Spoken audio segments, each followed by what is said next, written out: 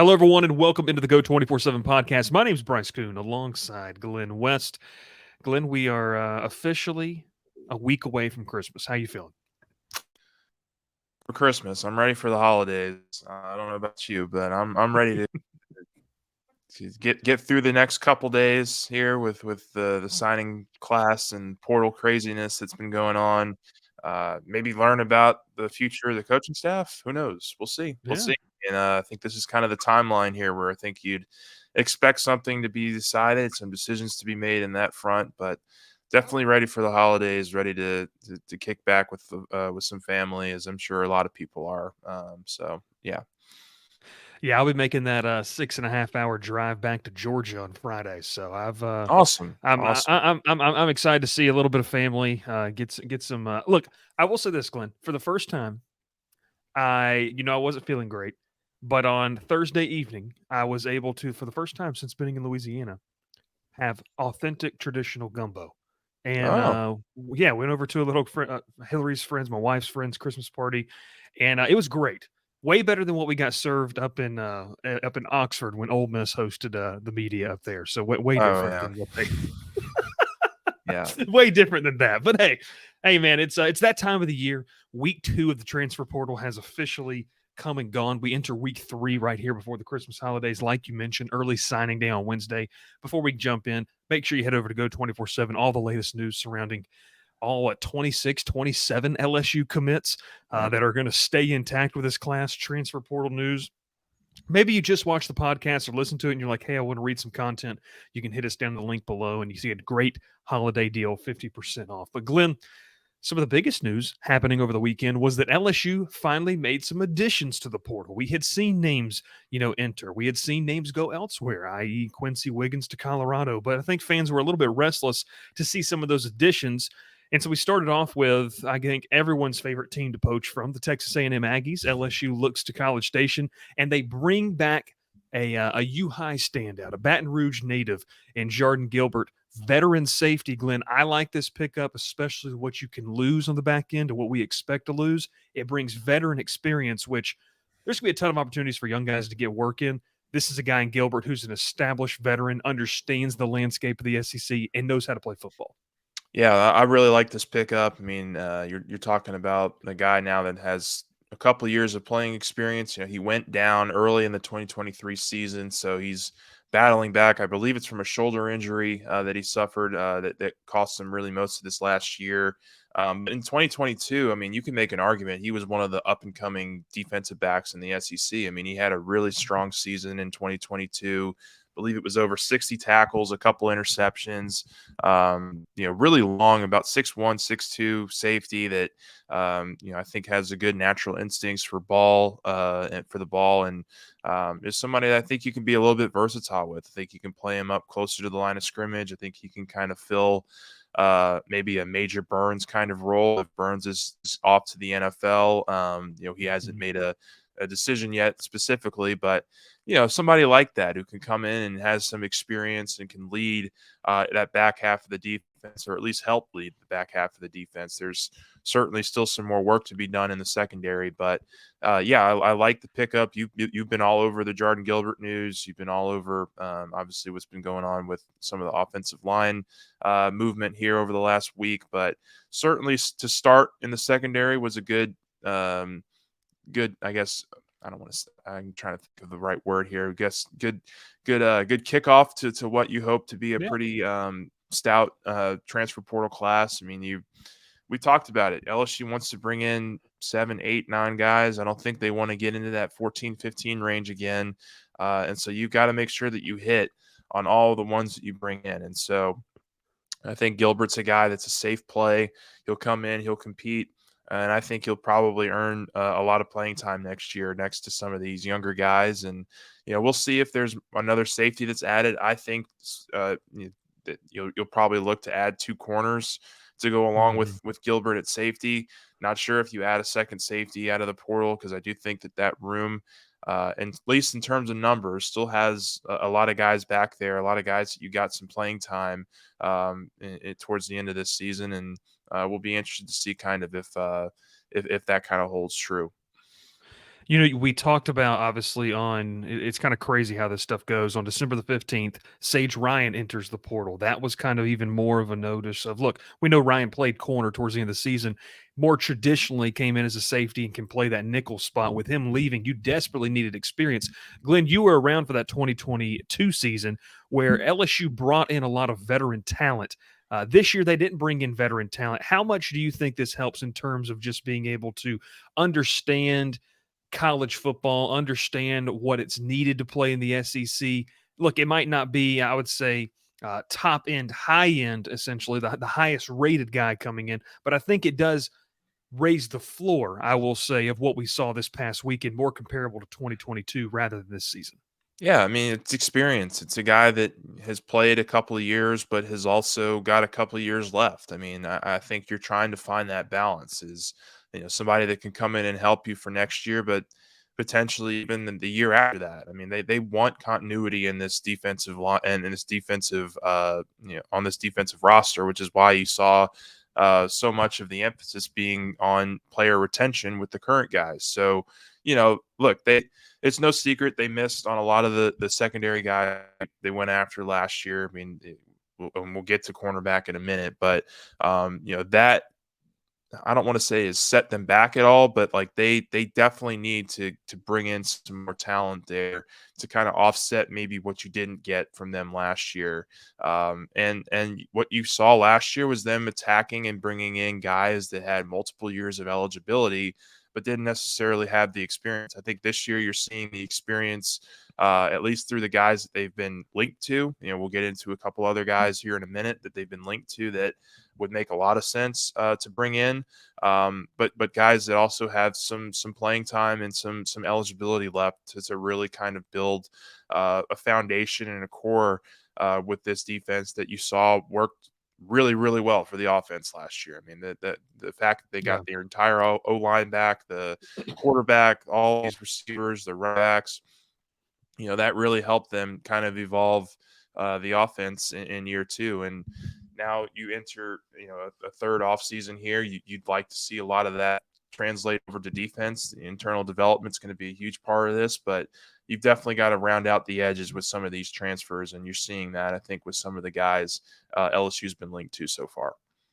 Let's get to the last edition here. Just two editions so far for LSU. We flip it over to the offensive side of the football, where Glenn, it's kind of been, maybe not as talked about when you look at needs, but the wide receiver position, it could be completely devoid of that experience and talent necessarily. I would say the talent on the field that we saw in 2023, you'd have to have a lot of guys step up. So LSU, Cortez Hankton, they go out and they snag Xavier Thomas, another Louisiana native, to bring back to the boot. This is a guy who's a dynamic playmaker. Glenn, I'm most excited. I put the highlights over on our board of his kick return for or punt return for a touchdown 2 seasons ago. It could add a dynamic threat. I wanted to ask you this though. Xavier Thomas comes in. Does it feel eerily similar to Aaron Anderson, or is this a guy that has a little bit more body of work than maybe Anderson did coming in last season? Yeah, this is certainly a guy who has more experience than Anderson. I mean, Anderson didn't play really at all his true freshman year at Alabama. I think he was battling an injury. And so you could definitely say even last year was maybe his first full year of just kind of being in a program where he was healthy and just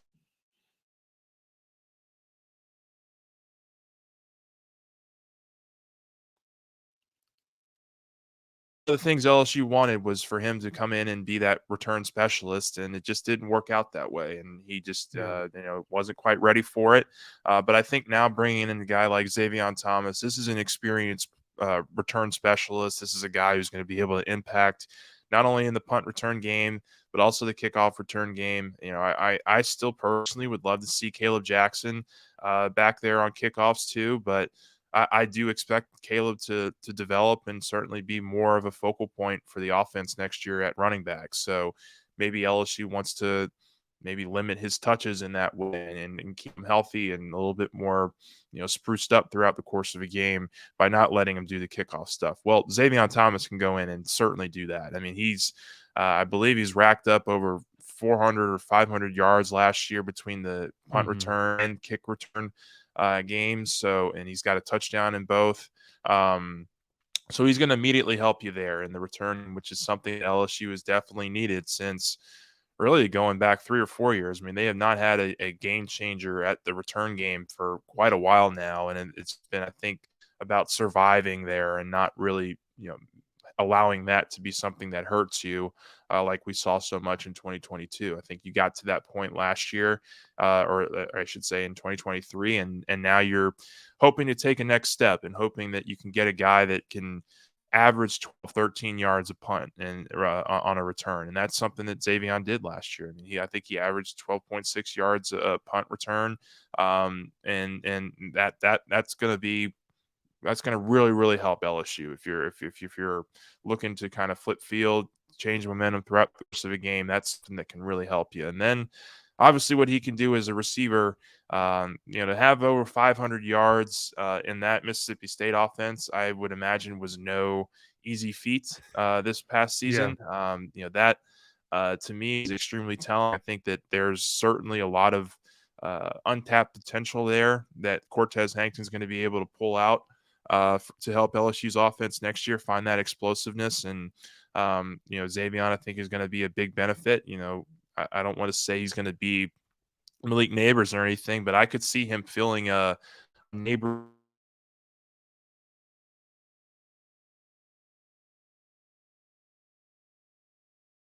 I do think that they're going to be versatile with the way that they try to use him in this offense. I mean, he's a very electric weapon, a guy that they can use in the middle of the field, and break some tackles, make guys miss. So I'm going to be very excited to see how they use him, especially when we get here into spring ball. Just sort of the ways that they think they can spring him loose. But yeah, LSU needed to replace 85% of the production at receiver.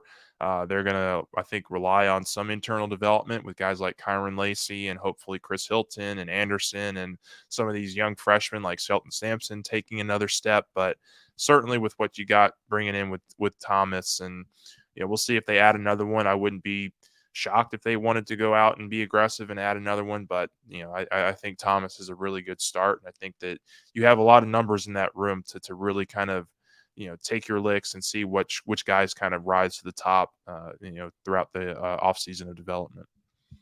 So those are the two that LSU has added through the portal. Glenn, we're going to have a whole little segment here in a little bit talking about quarterback, but I go to this right here. LSU still needs. You mentioned earlier two cornerbacks. LSU hosted. We're going to say it, DeCamerion Richardson. I think we're going to go with the pronunciation of this name, but I wanted to, hit you with this because look, Richardson's another guy that's played a lot of football, played at a high level. He is in the portal. They hosted him. Reports were that, it was a good visit. Everything, was trending well with that visit. When you look at LSU's needs, you mentioned, I don't think they want to go into the double digits. They really want to build through the high school ranks and develop that in-house talent. What else are you looking at, maybe other than cornerback, where they add? And I know one of the biggest questions on our board is that interior defensive line, which probably is going to depend a lot on the potential return of Mekhi Wingo and Mason Smith. Yeah, I mean, I would say that you hit the nail on the head there. I think those are the two biggest needs on the roster is getting a couple corners in here with experience, but also with some eligibility left. I think Richardson would be a home run hit. He's one of the top three, I think, rated cornerbacks in the country in the transfer portal from our 24/7 Sports rankings. Somebody that has some experience playing at Mississippi State at another SEC school. And look, I mean, he's also been tied to Ole Miss, and we know Ole Miss is kind of taking a big swing in the portal this year with a lot of the pieces that they're bringing in. So if you keep him away from Ole Miss, I think that would be a good win for LSU. We'll see if that happens, but yeah, I think Richardson would be a great start, and certainly, Jair Brown is another guy that I think LSU is in on, the Ohio State transfer corner, somebody that is from New Orleans, from Louisiana. He's lived down here. He's also gone to school up in Ohio, but Brown would make a lot of sense as another guy you could bring in to help kind of beef up the depth in the cornerback room. But I think that you've got to take some home run swings here eventually. So Yeah. I'm going to be very interested to see if there are any other names that kind of rise to the top here in the coming weeks. These are just the weeks here where guys can enter the portal. So LSU will still Yeah. be able to to bring in players as they kind of make it known that they're interested in LSU or whatever. But they've been aggressive in the defensive backfield. I think they've been aggressive on the defensive line. They haven't really gotten a whole lot of movement there yet. I think Walter Nolan was thrown around a little bit early on. Really looks like all signs are pointing to Ole Miss for him right now, but we'll see if LSU can't try to get in the mix there. I think there's some other interesting conversations to have on defensive line prospects, but we haven't really seen them bring in a whole ton of them yet. And I think Yeah. the focus really has been the last couple weeks has been about getting the freshmen on board on the defensive line. Obviously, with Gary Burrell-Relaford, you're still working on Dominic McKinley, who's pushed his decision back to February. So, if you bring in a couple of guys or a guy, does that hurt you in your quest of trying to lure McKinley into the program as well? So, there's a lot of things you have to consider here. And look, I mean, the thing that we talked about a lot on the board, haven't really talked a lot about on the podcast, is how does the defensive line coaching situation factor into all this? True. When do they True. bring in a coach, and what does that coach, what's the coach background? What is the plan of action there? We just don't really have any of that concrete details yet. I think it's something that Brian Kelly is still sifting through, and we'll see kind of what happens there. But certainly cornerback, defensive line, maybe another receiver, and maybe an offensive lineman. I mean, we'll get into maybe an O-line discussion here in a minute, but Mhm. I do think that those are kind of the top needs if you look at the roster right now. I will say this: just before midnight on Sunday evening, David Johnson of our Inside the Rebels of Ole Miss logged crystal ball for DeCamerion Richardson to go to Ole Miss. The Rebels Yeah, are cleaning up right now in the portal, so it's one of those things. They are. I mean, look, it's expected with how Lane Kiffin builds his roster. I mean, this is what he does, and Ole Miss obviously at the top of a lot of people's list right now with Walter Nolan. And so, look, LSU's going to have to get creative. I think they're going to have to, like you mentioned, hit on several of these guys, Glenn, because you saw what happened last year. You had the big profile, the high profile names. You had the Deuce Chestnut, the All ACC performer. You had the Denver Harris, the former 5-star, the one that was one of the top ranked players in that 2022 class, and it didn't work out. I think now you've got to hit on guys that very keen evaluations. You talked about the needs. We can talk about offensive line. It kind of comes into discussion of that sixth offensive lineman. Is it going to be a transfer? Is it going to be a high school guy? A lot of it's going to depend on what Cohen Eccles decides. The Katy, Texas 4-star recruit decides on Friday, because if you're a transfer guy and you see, hey, how many offensive linemen Brad Davis is bringing into the high school ranks, do you feel like you have the best chance to come in and compete? It also depends on if guys like Garrett Dellinger stay. I mean, there's a lot of different factors. And you mentioned all of this stuff seems so accelerated in the first 2 weeks that it feels like it's getting out of hand. But like you mentioned, this window is open till the 1st of January. And then teams are going to learn a lot more about their roster, especially after the playoff concludes and guys have a clearer picture about their potential NFL draft status. There is so much time left in this. It's like somebody lights a match on yeah. a rope full of kerosene and just drops it and walks away, and for the first 2 or 3 weeks it's just madness. So I do agree with you there. Wanted to get your thoughts on the offensive line, because that's where I feel like it sits with Yeah. how many high school guys are going to be there for a potential transfer. Yeah, I mean, look, you've got so much, young pieces there. I mean, they bringing in 5 right now, but they also brought in, I believe, 4 or 5 last year too that you're really Yeah. hoping can develop into the program. Guys like Lance Hurd and DJ Chester and Tyree Adams and Paul Mubanga. These are they are they are replenishing the well every offseason right now with their freshman recruiting. And Brad Davis has done a phenomenal job of proving he can develop that talent in very short order to have those guys ready to play. So all you have to do really is look back at a guy like Mason Lunsford, who they did take out of the Yeah. portal last year, didn't even sniff the field for most of the season because they felt so good about obviously the young core they had in place, and a lot of the backups that really stood up, and like guys like Marlon Martinez, who really developed throughout the course of this last year.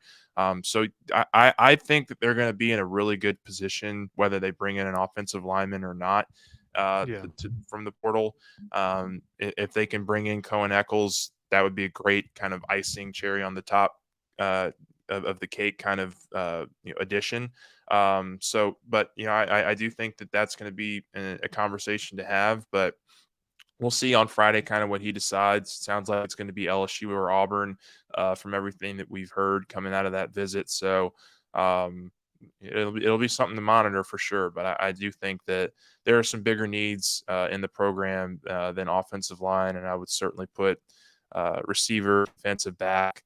At both safety and corner, and then also the defensive line is kind of the four main needs for me at least. Well, it's not one of the big needs that we've listed so far, but man, it is one that is often talked about. The search for a transfer quarterback continues, Glenn. And I know you were kind of throwing around the idea of doing a piece about, hey, why it would be okay if they don't add one. And you and I have talked about this, at length on the board during articles and all this kind of stuff. Obviously, the LSU hosted former Vanderbilt quarterback A.J. Swan. All signs point, not official yet, that A.J. Swan's going to be heading to South Carolina. Our own Matt Zenitz of 24/7 Sports reported that things seem heading it that way. And we had some comments on the board, and it was like, why don't we not think LSU is able to? Where does the pitch fall apart? And Yeah. I think it falls apart for guys of you and I've talked about this. It has to be such a specific role and understanding of what's happening here, because you're not going to come in. I mean, they're not going to bring in Malachi Nelson, who just entered the transfer portal. I mean, No. I don't think so, at the very Yeah. least. But it's one of those things where you have to be so specific because this is Garrett Nussmeier's job to lose. And you want insurance back there in case Ricky Collins is not available, or I should say, not ready for the role. You Yeah. want insurance, but I don't think you want it. It's an interesting dynamic that LSU was the beneficiary of the past 2 years and now kind of finds themselves in a little bit of a weird situation. Your thoughts on this, though? Yeah, I mean, we've talked about it some, but LSU, I don't think can be in a position where they bring in like a fifth year transfer or a Yeah. fourth year guy who's looking to start and play and get film on tape right away. And I don't think they're looking for a 1 or 2 year guy who is, a young player with maybe a lot of upside, who wants to come in and play right away. I don't think they're in the market for that, because then what happens when you're making your final recruiting pitches to guys like Bryce Underwood and George McIntyre Yeah. and guys that you feel like you're still in a really good position with in 2025. There's a lot of factors that need to be weighed here. So I do think what you're looking for is somebody kind of in that in between route, somebody like an AJ Swan who they brought in this last week, who has played for 2 years, has multiple years of eligibility, including a if anything were to ever happen to him, he'd have a redshirt season available to him. Mhm. But he's a guy that kind of fits the profile, in my opinion, of a guy that would make a lot of sense in terms of someone who can come in and compete and develop alongside us. But someone who also would have to have the understanding that, hey, you're not going to be guaranteed a starting spot, because we've got a guy who's been in this system now for 2 years, feel Yeah. really comfortable with. And I think, really all of this is a big indictment on where they feel like they are with Garrett Nussmeier. I mean, I think the fact that Yeah. they haven't been ultra aggressive and promising dudes these roles has been because they have a lot of confidence in Garrett, and they think that he's going to be a guy that can absolutely lead them to some success next year on the offensive side of the ball. And so, it does have to be a very specific need. I do think LSU will continue kicking the tires on a quarterback, but I wouldn't be surprised if they don't wind up with one, just because it does have to fit a very specific kind of need. And we've had some board guys come at us and say, well, why should Garrett Nussmeier be promised anything? And I'm not. Our biggest deal is that he hasn't promised it, but I think Yeah. at the very least, the last thing you can afford to have happen is bring in a guy that maybe forces Nuss to think maybe he's not going to get every opportunity to win that starting job, and maybe Yeah. he goes into the portal, and then you're kind of in a really bad situation where you have a new guy that was just going to compete alongside him, and now is going to probably be thrust into this role where you've only had him on campus for a few months, as opposed to a guy like Nuss who's been in the program for 2 or 3 years now. So there's just a lot of angles to this, a lot of factors that you have to consider and weigh in regards to adding a transfer quarterback. I don't know that LSU will get there. I know that they're still aggressive and they're still going to, explore a lot of different options here over the Hmm. coming weeks. But I also think that these next couple weeks of bowl practices and how Nussmeier and Collins play against Wisconsin, that will be very telling too. I mean, if we go out there and Nussmeier throws for 120 yards, a couple picks, and a touchdown, then maybe they get a little bit more aggressive in what they're doing. But Yeah. I happen to think that he's from everything we've heard so far, that he's had a really nice start to the bowl practices here. Jaden Daniels hasn't made a decision yet, or at least he hadn't made it public what he's going to do. But I do think that they feel very comfortable with Nussmeier, and I think that you're seeing that being reflected in a lot of the conversations they're having with these quarterbacks, and why you're ultimately seeing them go elsewhere, because they don't want to risk on losing out on a job to Garrett Nussmeier. That's kind of where we're at. Yeah, and look, I mean, with AJ Swan, if he's going to go to South Carolina, you really can't blame him because the path to least resistance is there. I mean, look, Yeah. Spencer Rattler's gone from South Carolina. It's an open competition over there. So you can't blame the kids. Like MJ Morris is another one. Tua Tagovailoa's little brother, Talia, is gone from Maryland. So it's an Yeah. open competition there. MJ Morris heading to Maryland. I think so. You and I have kind of sat where I think we're ending up at the same point. We're getting there a little bit differently because I've sat and said, hey, you can't coach in fear of the transfer portal. You can't recruit like that, but you do have to have common sense when it comes to your roster management. And I sit the same way with you where, look, if you bring in a high profile quarterback, Malachi Nelson, let's play the hypothetical game. You bring in Malachi Nelson or Dante Moore or something like that. You were to do that, and now you enter into the spring, and let's say that said quarterback beats out Garrett Nussmeier. Nussmeier doesn't look too good, and maybe it's just one of those things where they have to kind of pick your poison. You enter into this weird relationship with Garrett Nussmeier of where, look, he can still leave post spring ball. That's one Yeah. thing I don't know people realize. Like, you can leave post spring ball. So now he leaves, and now you're in the same situation you find yourself in with a starting quarterback with experience, but not as much in the system and not a lot of time to go find a veteran player. So I think it's going to be really interesting to see how they monitor this. I also, too, Glenn, and as we kind of get towards the back half of this open portal cycle and into January, I could see them playing the long game with this. Like, I don't even know if we're going to necessarily see them, and maybe I'm wrong, of them adding a guy within this current window. Like, maybe it's after a few bowl opt outs, guy. Maybe there's a guy on another roster they really like, and the evaluation of them in high school they like, and that guy enters the portal after said bowl game or the playoff or something like that. And they said, let's go get this guy. I just feel like LSU is going to play the long game because it has to be such a specific fit. Yeah, I would agree with that, and I also think don't count out the spring either. Like, I mean, Yeah. when you talk about kind of the quarterback trends here, I mean, like, it's not a it wouldn't be a bit surprising to see some quarterback at X school decide to enter the portal, and after the spring ball, because they feel like they're not getting the opportunity or whatever, and LSU could maybe jump on it then. I mean, like, there's still a long time here before all this to be hashed out. And, I think a lot of this is going to depend on Nussmeier's play. It's going to depend on Ricky Collins' development. I mean, I think we've, at least, I think they feel very strongly that Ricky is a guy that can develop this offseason and take, Yeah. kind of take that next step as a viable backup. But if that doesn't happen, then I do think you're going to have some contingency plans in place. And look, I don't get a good sense that it'll happen anytime soon, but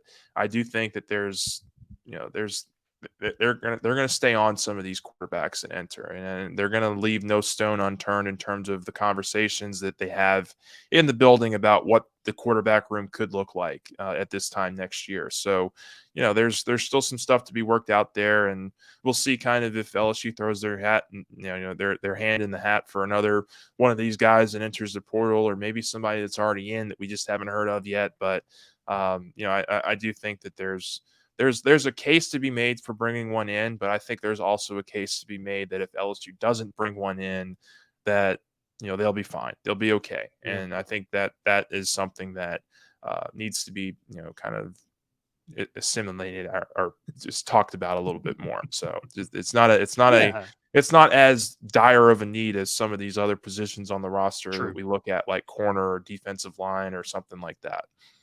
Yeah. You mentioned it, and I wanted to, as we wrap it up, finish it out with this right here. You could get to spring ball, and here's the glass half full look at it. You could get to spring ball, and Nussmeier's firing on all cylinders. Yeah, And now Ricky Collins feels more comfortable. Whereas if you'd have brought a guy in, maybe that spot that you thought was going to be there is no longer there. Now, right. look, it could very well happen a crazy way. That's college football. That's roster management. It's this era of college football where it's nuts. It's crazy. We're sitting here saying they could play the long game. Maybe they come out tomorrow with someone they've been talking Yeah, to and nobody knows and nobody hears about.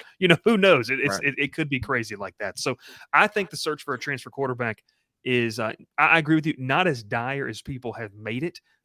It's more of a result for me of kind of the luxury that you've been sitting in the past 2 years with having a Heisman level quarterback and a really, really good backup that could start elsewhere. It's very rare, folks, for that to happen. And you happen to have that on your roster for the past 2 years. But hey, LSU in the midst of wrapping up, getting ready for bowl practice. Glenn, I know you're headed down to Tampa. You're going to be excited to catch what is hopefully a historical day for Malik Neighbors, and we'll see, how this pans out. But hey, like I mentioned, 50% off that holiday special. Head over to Go 24/7 for all the latest news. We got loaded content this week. Look, just because it's the holidays doesn't mean that we're resting them by any means. We're going to have early signing day. We're going to have, press availability with Brian Kelly talking about that signing class on Wednesday, and obviously bowl prep. And look, it's the most wonderful time of the year for a reason. College football season in full effect. Glenn, I don't know how you did on your college bowl mania. I got shredded this past weekend on the opening slate of bowls. Yeah, it was Yeah, rough. I didn't check out too many bowl games this weekend, unfortunately. I I was was a little sickos committee when I wasn't feeling well. All I could do was sit on the couch, and I was like, I'll throw in some bowl games, and it was interesting. But hey, that New Orleans Bowl was a really really fun one, overtime game good, good. there All right. between Jacksonville State and Louisiana Lafayette. So hey, we will talk with you next time here on the Go 24/7 podcast. We appreciate you. Hit that subscribe button, hit the like button, share it with your friends, your family as well. And if we don't talk to you before, have a fantastic Christmas with you and your family.